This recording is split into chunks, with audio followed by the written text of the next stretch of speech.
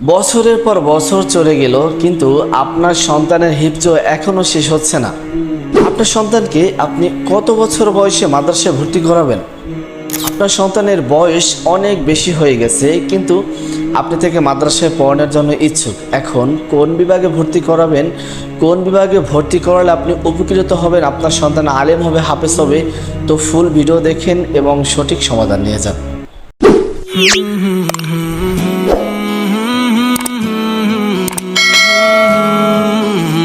আসসালামু আলাইকুম রহমতুল্লাহি আবরাকাতুহ। সম্মানিত ভিউয়ার্স, যারা আমার এই ইউটিউব চ্যানেলটি এবং আমার এই পেজটি যথাযথভাবে ফলো করেন এবং আমার ভিডিওগুলো দেখেন, আমি আপনাদের জন্য নিয়ে আসি নিত্য নতুন ভিডিও, এবং প্রতিটা ভিডিও যেন আপনাদের উপকারে আসে এরকম কিছু ভিডিও মেকিং করার চেষ্টা করি।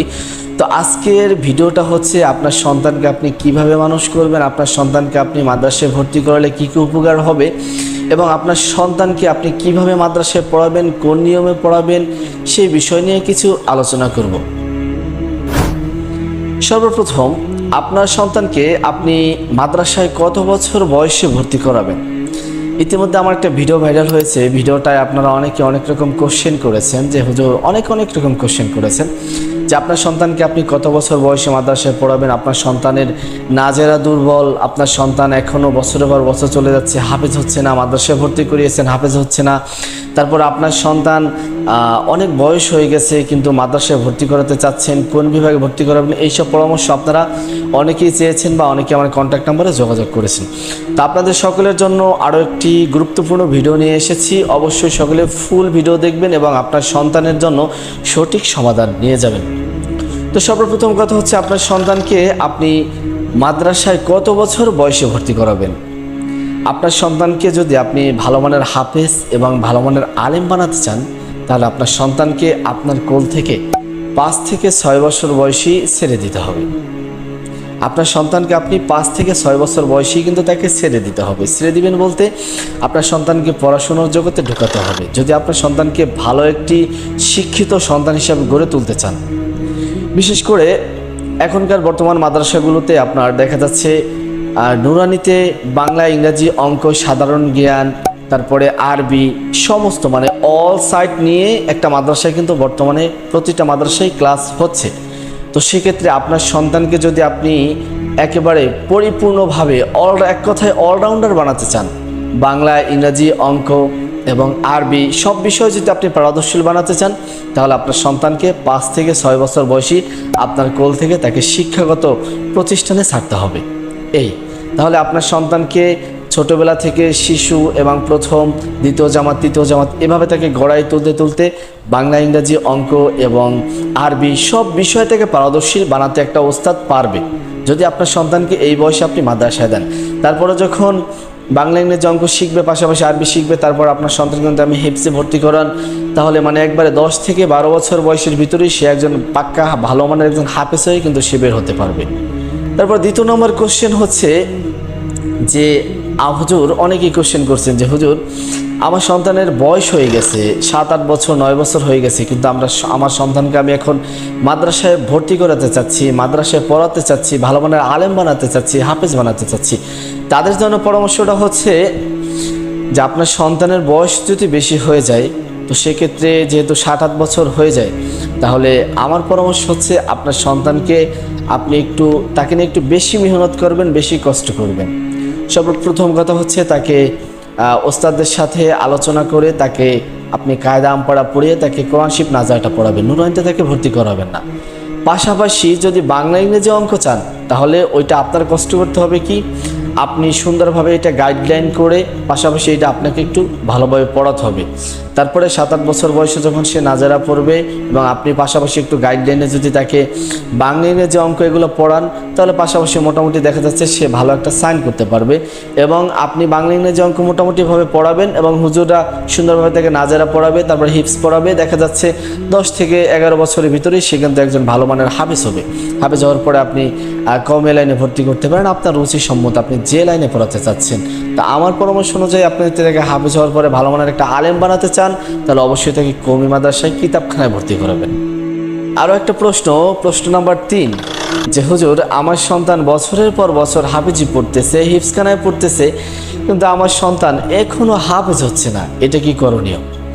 তা আমার কাছ থেকে পরামর্শটা যেহেতু নিতে চেয়েছেন, আমার পরামর্শটা হচ্ছে, আপনার সন্তান বছরের পর বছর কেন হাফেজ হচ্ছে না? আপনার সন্তান বছরের পর বছর চলে যাচ্ছে, কেন হাফেজ হচ্ছে না? তার ব্রেন ভালো, সব কিছু ভালো, কেন হাফেজ হচ্ছে না? তাহলে একমাত্র দোষ দেবে কিন্তু আমি আপনার। কারণ আপনি আপনার সন্তানের সঠিক যত্ন নেন না, সঠিকভাবে খোঁজখবর নেন না, এই জন্য সম্পূর্ণ দোষটা হচ্ছে কিন্তু আপনার। আপনার সন্তানকে যখন আপনি মাদ্রাসায় ভর্তি করাবেন, তখন আপনার সন্তানের সাথে আপনার কমিউনিকেশনটা সম্পূর্ণরূপে একেবারে ক্লোজ থাকতে হবে। আপনার সন্তানকে আপনি মাদ্রাসায় ভর্তি করিয়েছেন, 2 থেকে 3 মাসের নামায় কোনো খবর নাই, তাহলে আপনি যোগ্য সন্তানের পিতা কিন্তু এখন হতে পারেন নাই, যোগ্য সন্তানের মা কিন্তু এখন হতে পারেন নাই। আপনার সন্তানকে আপনি মাদ্রাসায় ভর্তি করিয়েছেন, আপনার সন্তানের প্রতিনিয়ত খোঁজখবর নিতে হবে, তার ওস্তাদের সাথে যোগাযোগ রাখতে হবে যে আপনার সন্তান কিভাবে পড়াশোনা করতেছে, কোন ধাপে পড়াশোনা করতেছে, সে পড়তেছে কিনা, সে জায়গায় বসে থাকে কিনা, তার পড়াশোনা কত দূর আগাইছে, এটা সম্পূর্ণরূপে আপনার খোঁজখবর নেওয়ার দায়িত্ব। যদি আপনি এভাবে দায়িত্ববান হয়ে আপনার সন্তানকে হিপস পড়াইতে পারেন, এভাবে যদি আপনি প্রত্যেক সপ্তাহ পড়ার খবর, প্রত্যেক সপ্তাহে কতটুকু পড়ছে তার ওস্তাদের কাছ থেকে যদি আপনি খবর নিতে পারেন, তার কাছ থেকে খবর নিতে পারেন, তাহলে আপনার সন্তানকে অতি দ্রুত আপনি হাফেজ বানাতে পারবেন। তার পিতা আপনার একটু কষ্ট করতে হবে, মেহনত করতে হবে। আরেকটা বিষয় হচ্ছে, আরেকটা দুর্বলতা হচ্ছে, দেখা যায় বিভিন্ন ওস্তাদরা, বিভিন্ন আসাদায়ে কেরামগণ, তারা তাদের সন্তানকে, তাদের ছাত্রদেরকে, তাদের শিক্ষার্থীদেরকে তারা সুন্দরভাবে নাজেরা না পড়িয়ে 10 থেকে 15 পারা নাজেরা পড়িয়েই তারা কি করে দেয়, তাকে হিপস দিয়ে দেয়। এটা সম্পূর্ণ একটা ভুল, এটা সম্পূর্ণ ভুল। এই যে দেখেন একটা কমেন্ট, আমার এক অভিভাবক লিখেছেন যে হুজুর, আমার একটাই দুঃখ, আমার সন্তানকে আমি এখন একবারও নাজারে খতম দেওয়াতে পারি নাই। এটা মানে একটা গার্ডিয়ানের আবেগ কথা, একটা গার্ডিয়ানের কষ্ট মাখা কথা। আসলে আপনি গার্ডিয়ান হিসাবে আপনার সন্তানকে পরিপূর্ণ নাজারা পড়াইতে হবে, সুন্দরভাবে নাজারাটা চর্চা করাইতে হবে, ওস্তাদদেরকে ভালোভাবে আপনার বলতে হবে যে হুজুর, আমার সন্তান যতই পড়া পারুক, তার নাজারাটা 2 থেকে 3 বার আপনি খতম দেওয়াই দিবেন। খতম দেওয়াই দিলে কী হবে, নাজারাটা যখন চর্চা হবে, তখন আপনার সন্তান যখন এটা মুখস্থ করবে, ওটা যখন জেনে ধারণ করবে, তখন কিন্তু আপনার সন্তানের পরিপূর্ণভাবে, সুন্দরভাবে, অতি দ্রুতভাবে তখন কিন্তু তার এটা হিপস হয়ে যাবে। তো এই বিষয়টা সব থেকে বেশি গুরুত্বপূর্ণ। আপনার সন্তানকে হাফেজ বানাতে হলে সর্বপ্রথম কথা হচ্ছে, আপনার সন্তানের প্রতি সপ্তাহের পড়ার খোঁজ খবর প্রতি সপ্তাহে আপনার নিতে হবে। দ্বিতীয় নম্বর কথা হচ্ছে, আপনার সন্তানকে যখন হিপস দিবে, তখন আপনার দেখতে হবে যে আপনার সন্তান নাজারা কতবার রিভিউ করেছে, কতবার রিভাইজ করেছে, নাজারাটা কতবার পুরো ফুল নাজারাটা পড়েছে, 30 পারা পড়েছে। ওস্তাদের কাছ থেকে আপনার খবর নিতে হবে। আপনার সন্তান যত ভালো পারুক, আপনার সন্তানকে আপনি দেখেন, আপনি একটা কথা বলবেন, আপনি যদি একটা মঞ্চে বক্তব্য দিতেছেন, আপনি যদি কোন বিষয়ে বক্তব্য দেবেন, ওই বিষয়টা হতে আপনি একটু ভালো করে চর্চা করে যান, তাহলে কিন্তু আপনি ওই মঞ্চে উঠে সুন্দরভাবে কিন্তু কথাগুলো উপস্থাপনা করতে পারবেন। তদরূপভাবে কোরআন শিক্ষা এরকমভাবে আপনি দেখে দেখে আপনার সন্তান নাজারা যত ভালো পড়বে, যত ভালোভাবে চর্চা করবে, তাহলে আপনার সন্তান তত তাড়াতাড়ি হিফজ ধারণ করবে। তা আশা করি আপনারা আমার প্রশ্নের উত্তরগুলো পেয়ে গেছেন। আল্লাহ তাআলা আমাদের সবাইকে সঠিক বুঝ দান করুক। এবং যদি কোনো পরামর্শ লাগে অবশ্যই নিশ্চয়ই কমেন্ট করবেন, এবং আমার কমেন্ট বক্সে নাম্বার দেওয়া আছে এবং আমার আপনার ডিসক্রিপশন বক্সে নাম্বার দেওয়া আছে, অবশ্যই সকলে যোগাযোগ করে সঠিক পরামর্শ নিয়ে আপনার সন্তানকে সুশিক্ষিত দান করেন এবং ইসলামী আইন অনুযায়ী তাকে চালান।